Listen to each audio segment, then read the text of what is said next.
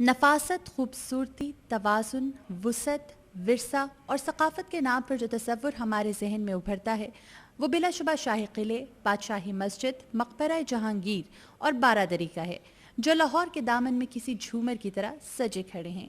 ये इमारात अहदे रफ्ता की खुशगवार निशानी होने के साथ साथ लाहौर में सयाहों को खींच कर लाने का एक बड़ा सबब भी हैं। It's a unique place in the world, which I've never seen in the other area, which is very different to the like Indians or Bangladesh. But here it's good actually, but maybe put more attention on it will be much better anyway.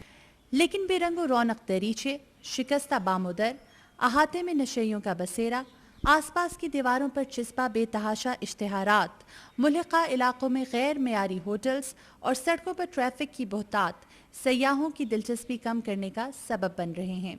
ये बामुदर जो शिकस्ता बना दिए हमने, जो चाहते तो इन्हें हम बचा भी सकते थे। हमारी जो भी लोग एडमिनिस्ट्रेशन है, ज़िम्मेदार हैं जो टूरिज़म के और ख़ास तौर पे इस ओल्ड हेरिटेज को संभालने के, आई थिंक इनको स्पेशली भेजना चाहिए विज़िट्स पे यूरोप में, इंग्लैंड में, कि जाके देखें कि किस तरह उन्होंने अपनी ओल्ड कल्चर को संभाल के रखा हुआ है। I think we should really take good care of these places before we lose them.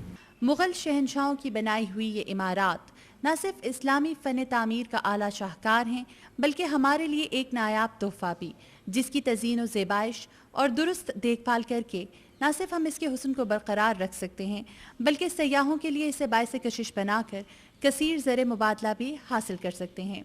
Madiha Chaudhry, ARY1 World, Lahore.